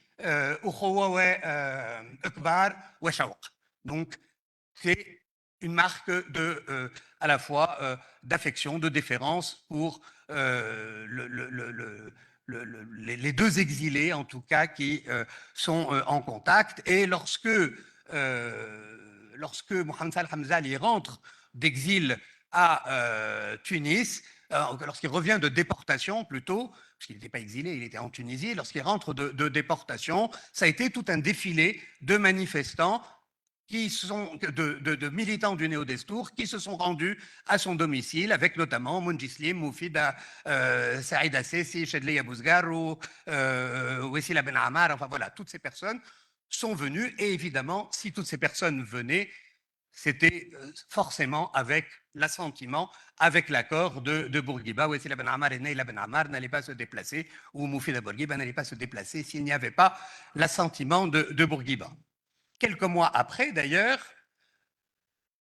le père de Mohamed Salah Hamzali, donc je rappelle que le père de Mohamed Salah Hamzali est le cousin issu de germain de Habib Bourguiba, donc il y a un décalage de génération, alors que c'est Mohamed Salah Hamzali qui est l'aîné. Dans l'arbre généalogique, Mohamed Salah Hamzali est le fils du cousin. mais tout simplement parce que, comme on l'a dit d'ailleurs ce matin à plusieurs reprises, le Habib Bourguiba a été le tout dernier né longtemps après ses frères, donc il y a un décalage de génération. Et donc, Bourguiba écrit là aussi un message de condoléances à Mohamed Salah Hamzali. Mon cher ami, j'ai appris avec peine par les journaux le décès survenu à Monastir de votre père, que j'ai bien connu, qui a toujours été un exemple de droiture et de fierté. Je l'ai vu pour la dernière fois en 1950, donc à peine 2 ans avant, Amsi Desre, toujours, et il a été pour moi particulièrement affectueux en cette triste circonstance, etc. etc. Donc, jusque-là, comme je disais, la relation entre les deux hommes est bonne, et le gouvernement Schnir ayant été déporté, c'est le gouvernement Bakouche II qui est constitué, et le gouvernement Bakouche II marque un fort retour du Makhzen, puisque Slihaddin Bakouche lui-même est le fils du général Bakouche, qui était ministre de Sedr Bey, et il était beau-frère de Lamine Bey. Autre membre du gouvernement, Mohamed Dengezli, était le fils du premier ministre Mostafa Dengezli. Braïs était également fils de ministre. Mencheri Berkhiri a été des anciens caïds. Donc on a là un gouvernement qui est un gouvernement du Makhzen. Mais malgré ça, Lamine Bey le considère comme un gouvernement qui est imposé à lui. C'est un gouvernement qui a été choisi par les Français. Et d'ailleurs, Lamine Bey écrit à Vincent Auriol: aucune délégation à l'actuel Premier ministre aux attributions strictement administratives et nullement habilitée à traiter de questions politiques. Donc c'est clair, Lamine Bey se démarque complètement du gouvernement Bakouche. Et d'ailleurs, lorsque Bakouche présente sa démission à Lamine Bey lui répond: vous n'avez pas à me donner votre démission, je ne vous ai pas investi, adressez-vous à celui qui vous a imposé à moi. Donc le message est très clair. Et face aux réformes que Haute-Cloque essaye d'imposer, le B met en place la commission des 40, met en place un cabinet fantôme auquel participeront notamment Farhat Hached, Hedi Nwira, Sedq Mqaddam, Mohamed Salah Hamzali. Il y a une lettre donc qui est adressée à Auriol, qui a été rédigée par Hamzali et qui fait la synthèse des recommandations de la commission des 40, ou plutôt des conclusions de la commission des 40, qui conclut un rejet pur et simple des réformes Haute-Cloque. Et la tension monte à ce moment-là avec l'assassinat de Farhat Hached, de Azdin Bey, qui était lui plutôt considéré comme proche des Français. En mesure de représailles, c'est l'assassinat de Hedi Sheker. Et donc ça, ce sont les grandes figures, sans parler évidemment de toutes les opérations qui ont lieu sur le terrain. C'est dans ce cadre que Mohamed Salah Hamzali est nommé Premier ministre. Et donc là, vous avez 2 coupures de journaux. Donc son gouvernement est constitué en mars 1954. Et pour les observateurs extérieurs, du moins, donc là, je cite The Times of India, on titre The Tunisia on Road to Independence. Donc, les accords trouvés à l'époque, les accords qu'on a appelés les accords Hamzali-Voisard ou Voisard-Hamzali, enfin bon, sont considérés comme une avancée, comme un pas en direction de l'indépendance. Le ministère Hamzali, lui, est considéré comme un ministère d'intellectuels. Et donc, on a parlé tout à l'heure de la Troisième République. On observe en Tunisie, dans le cadre de la monarchie, les mêmes évolutions que celles que l'on a observées dans la Troisième République. C'est-à-dire qu'on passe d'une classe politique, alors ça n'a pas existé dans la Troisième République parce que c'est typiquement tunisien, mais d'une classe politique qui, au XIXe siècle, était une classe de Mamelouks. À partir du moment où on a quitté le monde des Mamelouks pour entrer dans le monde des Tunisiens pur jus, on a d'abord été dans une classe politique de patriciens, de grandes familles patriciennes, les Jalouli, les Bakouche, ou de robes, pour reprendre une terminologie plutôt française, c'est-à-dire d'une aristocratie religieuse, avec les Bouhaj, par exemple. On passe ensuite à une classe politique plutôt de notables issus du commerce et de l'industrie, c'est les Lahwa et les Chnir, par exemple. Et puis enfin, on passe à ce que l'on a appelé en France la bourgeoisie à talent, c'est-à-dire des personnes qui sont des médecins, des avocats, des enseignants. Dans le gouvernement Mzali, tous, à part Mohamed Saadallah, sont docteurs. Docteurs en médecine, docteurs en pharmacie, docteurs en économie, mais ils sont tous docteurs et donc on a réellement un gouvernement d'intellectuels. Et je pense que ces intellectuels ont pensé qu'ils pourraient incarner une transition en douceur vers un nouvel équilibre et vers une indépendance qui pourrait être atteinte progressivement. Et le fait est que, très souvent, quand on lit les livres d'histoire qui portent sur l'époque, on passe très rapidement sur cette période. Alors c'est vrai qu'elle a duré 3 mois, hein, donc elle n'a pas été très longue. C'est normal qu'on ne lui consacre pas énormément de temps, mais on conclut un peu rapidement que ce gouvernement a été rejeté immédiatement par la classe politique et par la population tunisienne. En fait, ça n'est pas tout à fait vrai.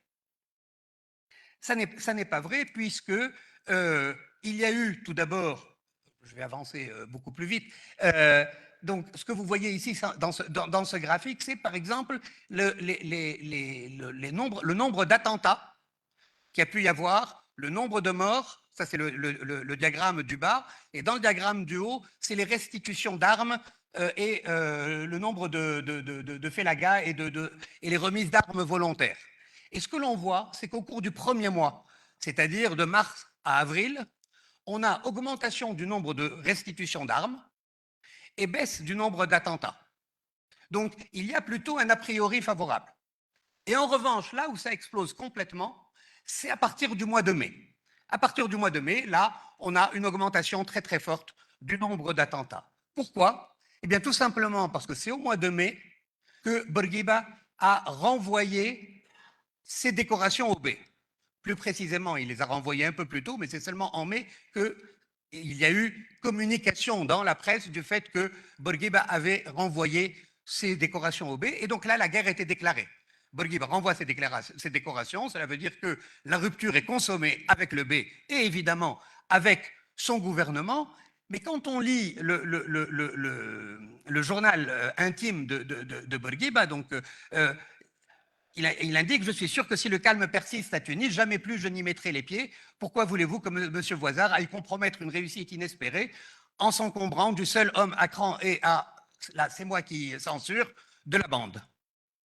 Et puis, il écrit un peu plus loin, je suis persuadé que même certains historiens pouvaient croire honnêtement que cette expérience était positive, puisqu'il faut voir que Hedi Nuera, au départ, a appelé à arrêter la violence, et donc il y a eu des positions alternées. Mongislim, lui, était contre l'expérience Mzali Voisard, Hedi Nuera était plutôt pour, ou en tout cas était pour l'attente, et voir un peu ce qu'il en ressortirait.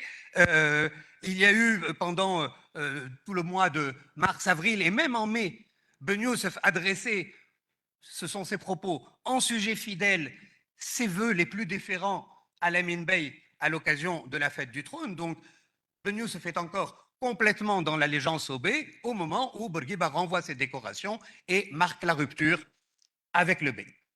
Alors à partir de là, excuse-moi, juste, voilà, je déborde un tout petit peu.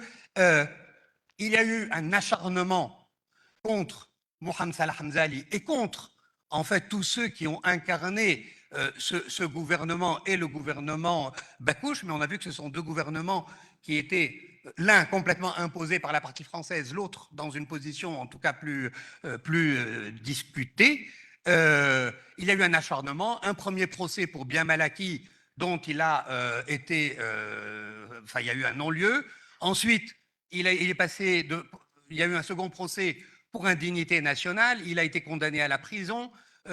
Ses fils, malgré, donc par exemple, Rachid Mzali qui avait été califat et que Hedi Nuera voulait récupérer dans ses équipes, il y a eu une opposition nette. Donc il y a des courriers qui montrent que c'est Mhiri qui s'est opposé à ce qu'il y ait Mzali dans les équipes rapprochées des membres du gouvernement. Abd Mzali, dont on a parlé tout à l'heure, qui avait été nommé ambassadeur avant de partir, a été salué son cousin en prison. À partir de là, Bourguiba l'a convoqué en lui disant « Il est hors de question, maintenant que tu as été voir ce traître, que je te nomme ou que je maintienne ta nomination. » Et donc, la nomination a été annulée. Vous avez là le décret d'annulation de cette nomination. Et c'est un vrai règlement de compte politique et même une mise à mort à la fois politique et symbolique. Et là, vous avez le courrier qui est adressé à son épouse tous les mois pour lui verser sa pension de veuve. Donc c'est Madame veuve Mohamed Salah Hamzali alors que le monsieur est en vie. et on a décidé de le tuer symboliquement. Alors, mon dernier slide. Voilà, mon dernier slide. Je reprends la phrase par laquelle j'ai commencé. Rien de commun avec les Mzali, cette famille Marzen, qui a donné de nombreux caïds au régime du protectorat. On voit que le parallèle qui est fait par Bourguiba, c'est Marzen protectorat, même si le Marzen date des Hafsides. Et donc, à partir du moment où on rentre dans un nouveau régime, on doit liquider ce Marzen.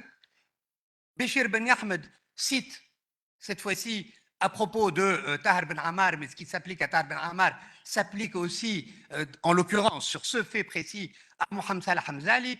Il faut que recule son influence politique et ceux de sa classe. C'est donc toute une classe que l'on veut mettre de côté pour qu'une nouvelle société puisse advenir. Et Hichem Abdesmad, qui intervenait ce matin, résume cela en disant il fallait signifier à l'ancienne nomenclature bellicale qu'une nouvelle génération de dirigeants est désormais aux commandes de l'État et qu'elle n'entend pas le partager. Et ce sur quoi s'appuie Bourguiba, c'est la légitimité populaire.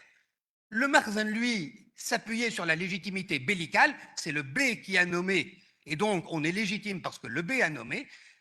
Bourguiba, lui, s'appuie sur la légitimité populaire, et donc j'aime bien cette phrase où il dit « Mon peuple, oui, je dis mon peuple, car je n'ai pas trouvé le peuple tunisien tel qu'il est maintenant, il m'appartient parce que je l'ai formé, je l'ai grandi, en 20 ans de souffrance et de larmes, on ne connaît qu'un homme, un seul, capable de tout sacrifier pour sa liberté, et cet homme, c'est Bourguiba. » Et donc, dans cette phrase, on voit la fusion presque christique, hein, puisqu'il s'agit de souffrance, entre Bourguiba et le peuple, et c'est de cette légitimité populaire qu'il veut faire émerger une nouvelle classe sur les cendres, évidemment, de l'ancienne classe du Marzen. Désolé.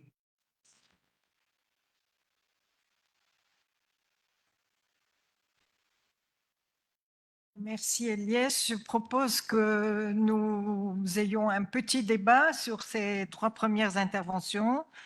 On peut se donner 20 minutes. Pardon. 20 minutes de débat, c'est bon? Alors, passez. C'est Mahmoud. Je voudrais sincèrement féliciter les 3 conférenciers. Et je pense que c'est un grand moment pour l'histoire de la Tunisie qui a lieu sous cette coupole en ce moment. Tout est discutable. Je voudrais remercier du fond du cœur Si Ahmed Naïfr, parce que c'est la première fois que j'allais vraiment écouter le point de vue raisonné, distant d'un intellectuel plutôt proche de la Zitouna, posé Bourguiba. Bon, il n'a pas eu le temps, mais c'était prometteur et c'est Hamida, je serais vraiment heureux de vous écouter présenter votre livre. Et j'espère que notre académie, je tiendrai à ce que notre académie présente le plus tôt possible votre livre. Si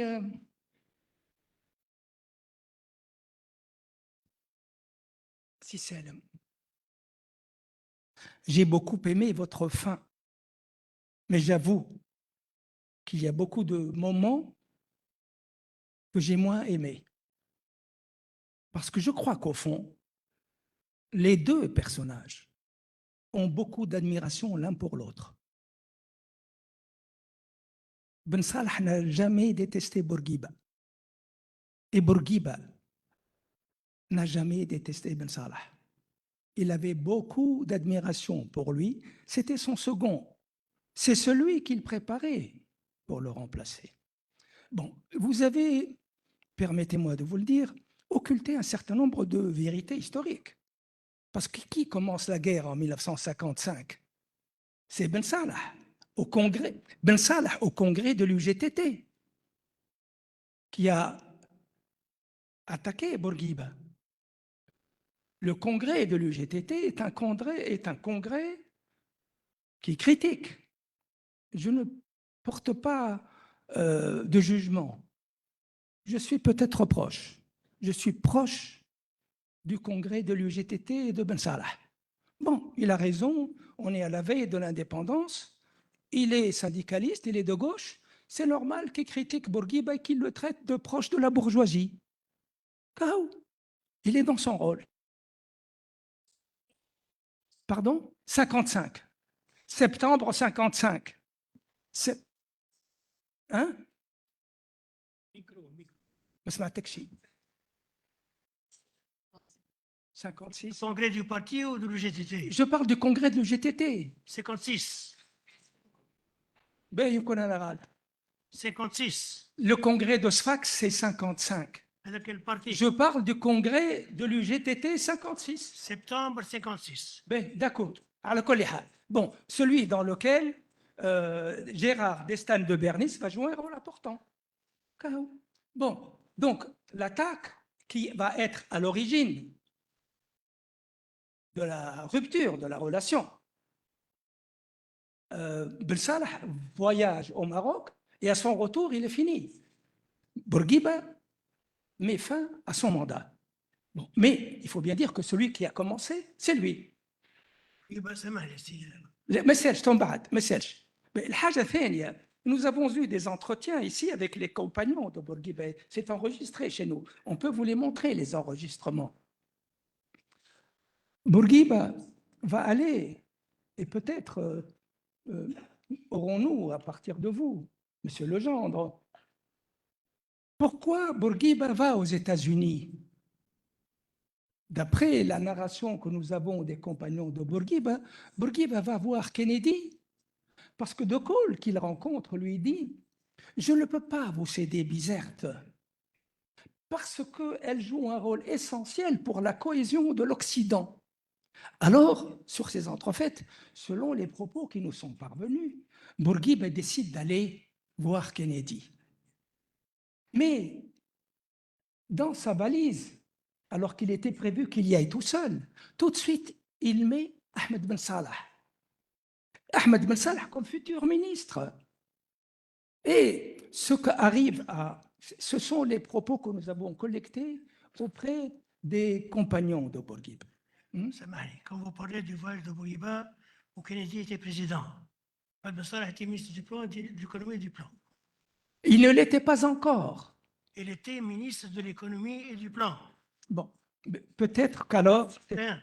d'accord, peut-être qu'alors c'était à la préparation du voyage. Mais ce qui est clair, d'après ce que nous a été rapporté, c'est que Ben Salah a été nommé pour être du voyage de Bourguiba avec Kennedy. Et Bourguiba, quand il va voir Kennedy, il traite de la question de la base de Bizerte, mais il traite surtout du plan. Parce que les États-Unis encourageaient à l'époque les pays du tiers-monde qui voulaient bien, à l'ombre du camp occidental, se développer. Or, le projet avec lequel vient Bourguiba Ben Salah, c'est un plan de coopérative, c'est un plan de gauche qui est incompatible avec la vision américaine. Mais les deux parviennent à convaincre Ben Salah. Et si, comme vous l'avez dit tout à l'heure, la Tunisie connaît un succès économique, c'est parce qu'il y a un très très fort financement américain à travers la Banque mondiale. Et c'est Kennedy, et c'est Ben Salah, et c'est Bourguiba. Bon, j'arrête là. Mais permettez-moi de vous dire aussi, il y a une chose, je ne sais pas beaucoup de choses, mais il y a des choses que je sais. Ce que je sais, c'est que le système coopératif a été une catastrophe et que la Tunisie était proche d'une immense révolte. Sur les autres dimensions, moi je pense qu'au niveau économique global, il y a eu beaucoup de réalisations de la part des gouvernements de Ben Salah. La faille, c'est le système coopératif. Bon, j'arrête là. Pour revenir au Mars, mon ami Elias a fait... سامحني peut-être c'est ça la réponse. Je termine ça et je donnerai Je passerai. D'accord. je donnerai la possibilité de répondre. Bon. Il y a eu, Samah, il y a eu... Vous allez répondre en gros, il va y avoir d'autres collègues qui vont. Je peux terminer? Je ne sais pas, quel est l'organe? Est-ce que je peux? Il y a 3 conférences. Je voulais pas que j'intervienne? Il faut bien que je dise ce que je pense de chacun. Ils sont 3. J'ai parlé de monsieur, rapidement de monsieur, et j'ai maintenant... Je pensais que sur la question Non, de ça va. il pouvait y avoir... Il pourra c'est pas essentiel qu'il me réponde immédiatement. Je viens vers Eliès. Bon, Eliès, il est de la famille de Mohamed Salah Hamzali, mais c'est un économiste, c'est un mathématicien brillant. Je voudrais le féliciter parce que toute la description historique qu'il a faite, c'est celle d'un historien qui a beaucoup travaillé sur le sujet. Maintenant, et j'estime qu'il a bien présenté. Je voudrais te féliciter pour ton honnêteté, parce qu'il a posé le problème non pas de règlement de compte entre une famille du Makhzen et Bourguiba, ce qu'il aurait pu faire, ce qui naturellement aurait dû être fait, mais il ne le fait pas. Il pose le problème de Bourguiba. Comment voit-il la Tunisie nouvelle? Personnellement, j'estime que Bourguiba a été un révolutionnaire, certainement injuste, peu respectueux du droit. Mais il avait l'image d'une société nouvelle. Dans cette société nouvelle, il a fait du passé table rase. Il a mis fin à la domination séculaire de toute une famille, de tout le Makhzen, y compris avec ses adjonctions les plus récentes. Donc, et ça, c'est ce que restitue Eliès. Je crois qu'il m'aurait été difficile d'en faire autant. Maintenant, je pense, et là je termine, que Bourguiba fonde, ce faisant, une société égalitaire. Et s'il ne l'avait pas fait, la société tunisienne n'aurait peut-être pas été aussi égalitaire que celle dans laquelle nous avons vécu.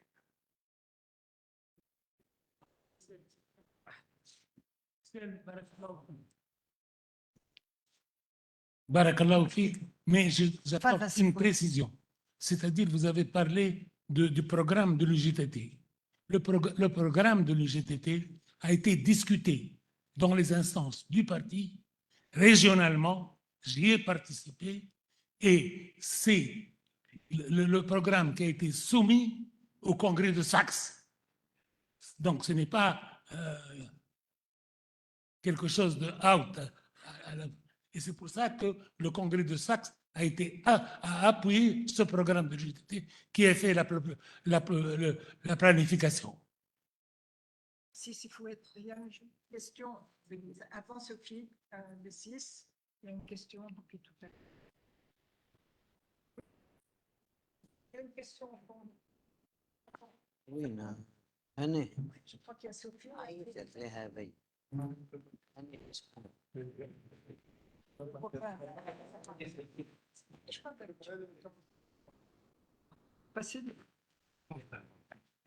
Je ne sais pas qui a levé le... C'est vous qui étiez assis au fond? Oui, il y a Enfin, d'accord. En un mot. Oui, en un mot, hein, j'ai constaté que la question démocratique, Bourguiba et la question démocratique n'a pas été évoquée dans cette enceinte.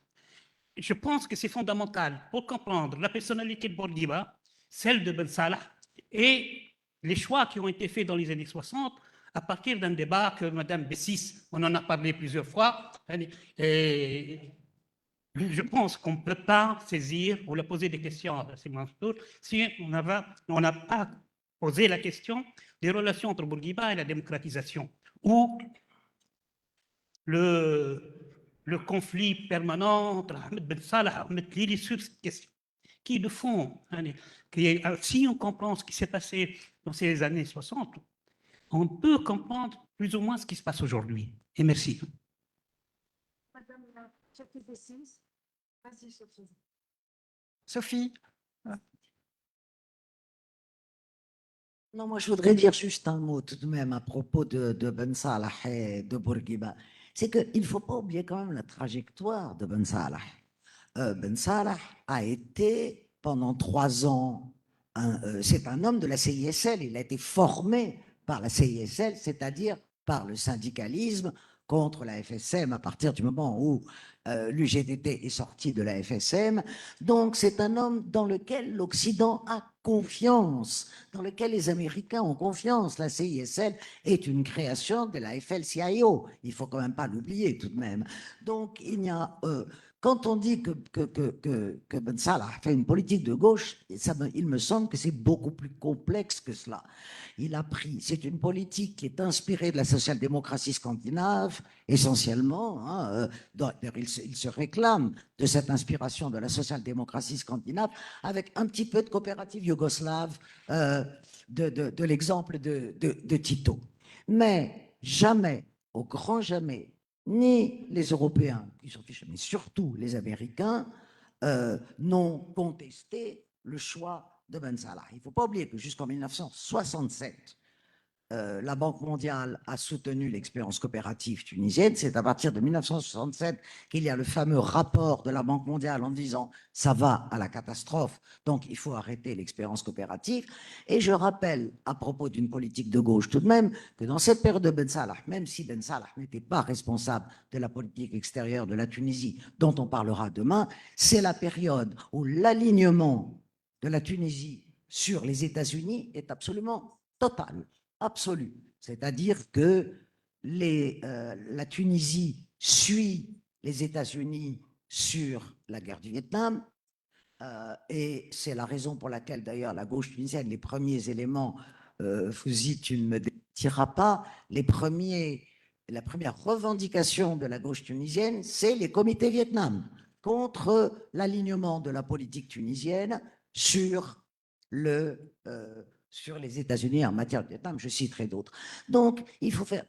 la question Ben Salah est une question très complexe. On ne peut pas on ne peut pas cataloguer Ben Salah d'un côté ou d'un autre. Une seule chose sur laquelle on peut cataloguer Ben Salah, c'est ce qu'il partageait profondément avec Bourguiba, un anticommunisme absolu, total, ce qui a toujours été une des, comment dire, une des lignes directrices de la politique bourguibienne, et justement, une des apories, me semble-t-il, de la politique de Ben Salah, c'est une politique qui veut collectiviser, coopérativiser, etc., dans un contexte autoritaire et dans un contexte qui ne prend pas en compte justement des logiques de ce qu'on pourrait appeler la gauche à l'époque.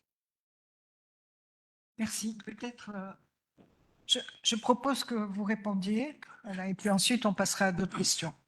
Je ne sais pas par où commencer, mais je n'ai connu Ben Salah qu'en exil. عمري ما خلقته ما نعرفوش. merci. أنا بن صالح عرفته كما الناس الكل تعرفه. سيرتو في لجنة الدراسات الشركية كنا نحضر، لكن ما نعرفوش شخصيا الكل. عرفته بعد هرب من السجن. بورقيبة عرفته قبل، عرفته كمواطن. شفته عام 50 أول مرة. بعد متوالي أنا عم بورقيبة. Pendant 5 ans. J'ai beaucoup de respect pour l'un et pour l'autre, avec leurs qualités et leurs défauts. ومانيش هنا باش نحكي على الديفو نتاعهم. أنا بدي نحكي كان على les aspects positifs. مدام بسيس تو حكيت على الأمريكي. هو حشاد كانوا يسموه الأمريكان. لي فرونسي أبلي حشاد l'Américain. يقولوش حشاد، يقولوا l'Américain. Parce qu'il était ami avec les démocrates, avec la FLCO. وهو عمل، كانوا متخلفين لا فيلسيو، هو ساهم في توحيدهم. وكانوا الحكم في امريكا وقتها الديمقراط، وقت خرجوا الديمقراط الى تي اساسي جوست ابري جاوا لي ريبوبليكان، ما نجموش ندافعوا عليه.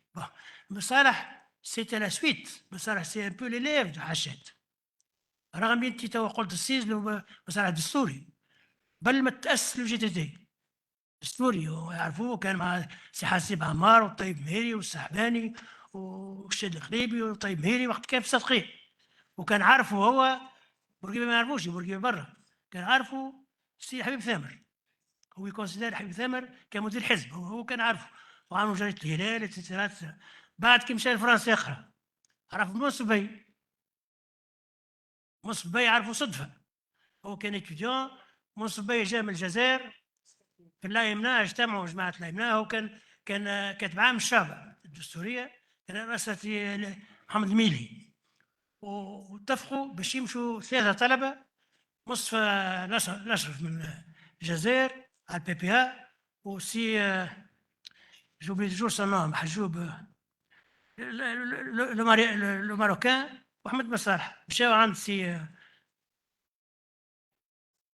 والله نسيت يمكن، مشاو ضافوا عند سي مصبي، وجا عيد كبير وقتها ضيفهم قعدوا معاه 3 ايام.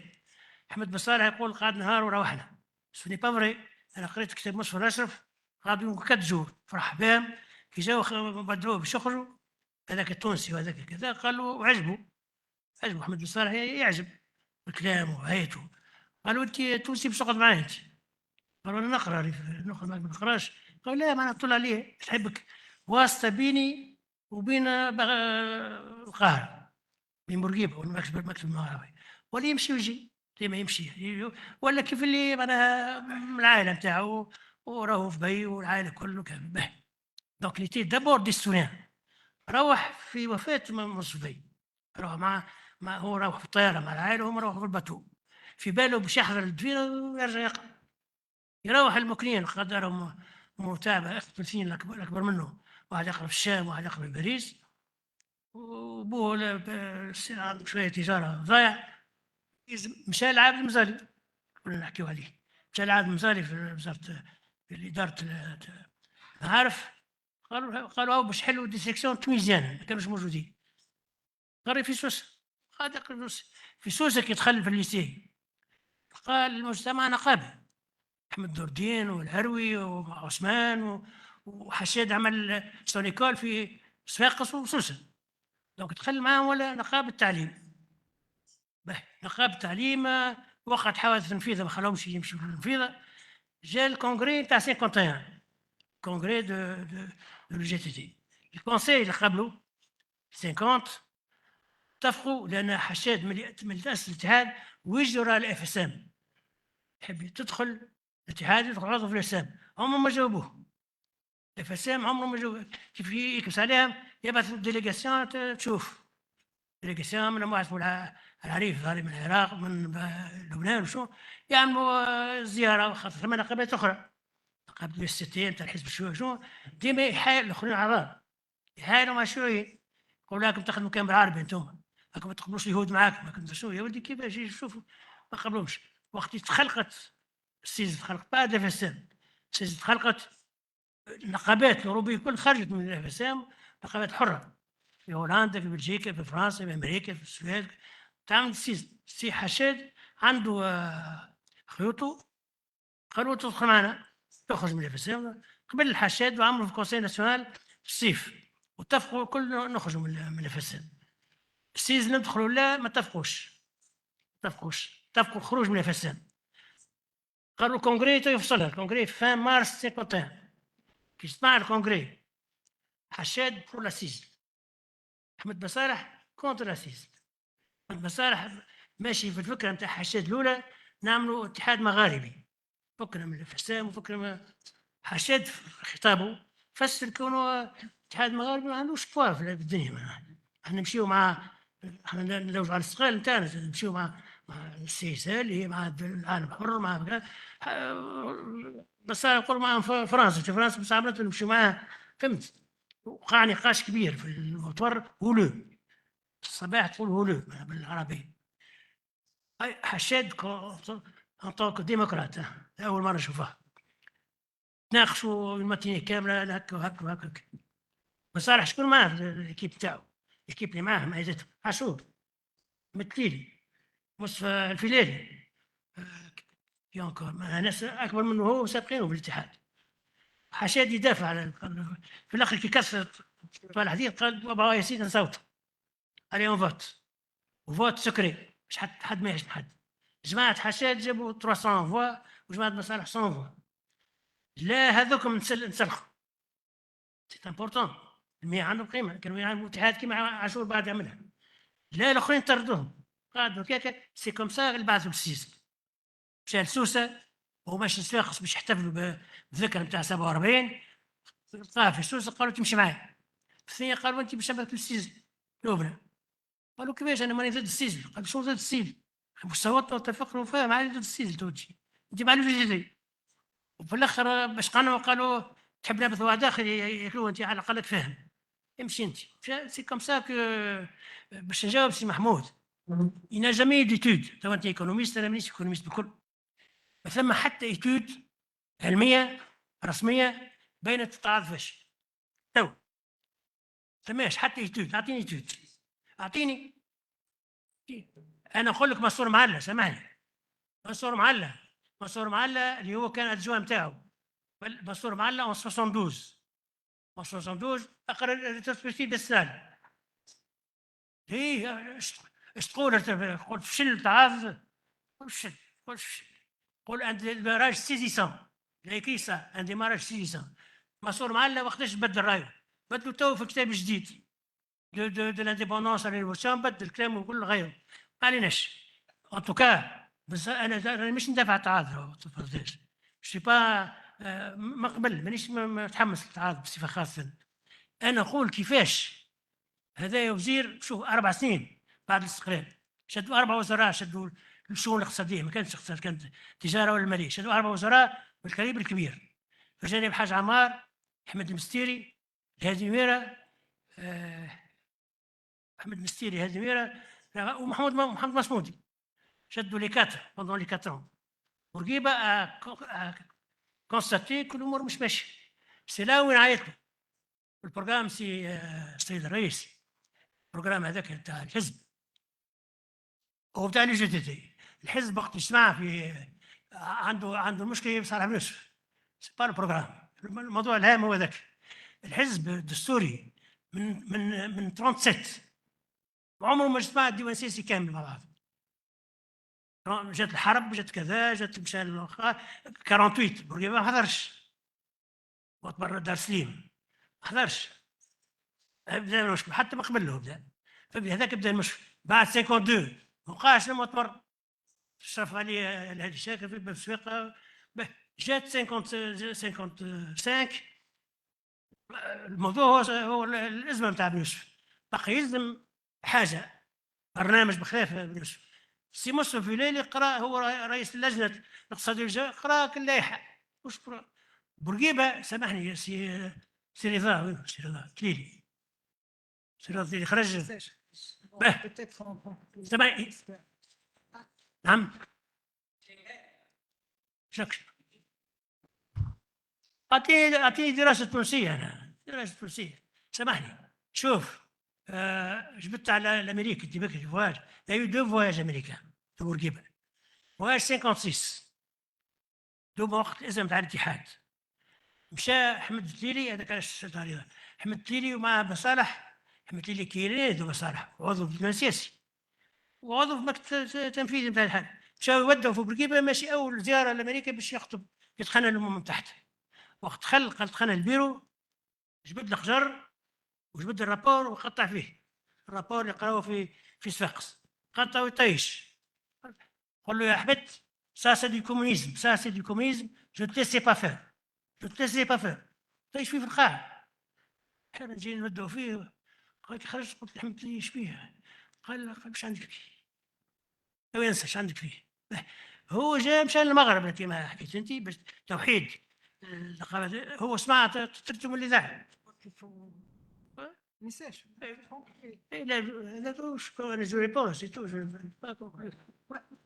لا المهم سامحني جو كونكلو.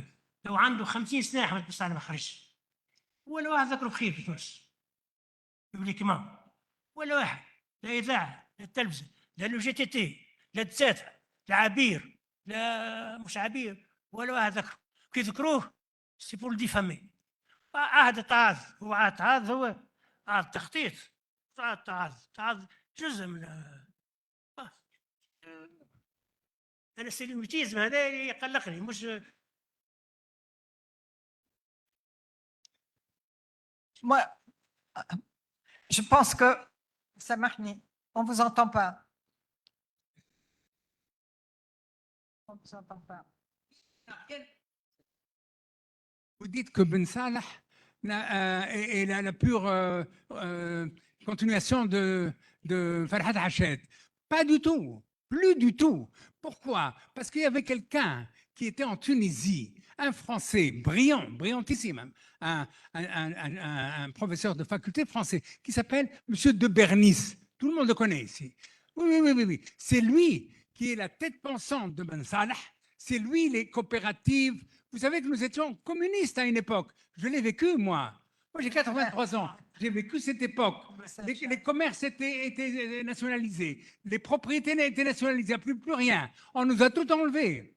Est-ce que vous le savez, ça ou non? Donc, il faut savoir. Je le sais trop bien. Vous ne mentionnez pas de Bernis, qui a été après en Algérie. Il a ruiné l'Algérie. Je l'ai dit. Il a ruiné l'Algérie avec les villages ruraux. Vous comprenez? Donc, ça, comment vous omettez de Bernis? Ça a été fondamental. C'était le mentor de Ben Salah. Présentez-vous. Qui va la rencontrer? Présentez-vous. نحب نعرف شكون. Sherif Zaouch. شرف. Sherif Zaouch. شرف. Il a vécu, ils étaient complètement pris sous l'emprise de cet homme remarquable et brillantissime. Et c'est pour ça qu'ils sont rapprochés de Tito, d'où après le nom de PSD d'ailleurs, Parti Socialiste Estorien. بدلوا الاسم.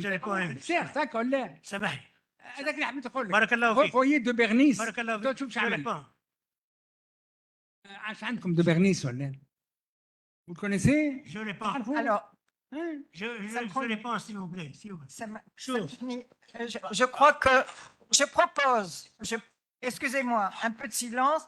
Je propose qu'on arrête la discussion puisqu'on va avoir un deuxième débat tout à l'heure et peut-être que la pause café, on peut la réduire juste à 5 minutes. Celui qui veut un café peut le terminer ici puisque nous allons écouter Sophie Bessis en premier lieu.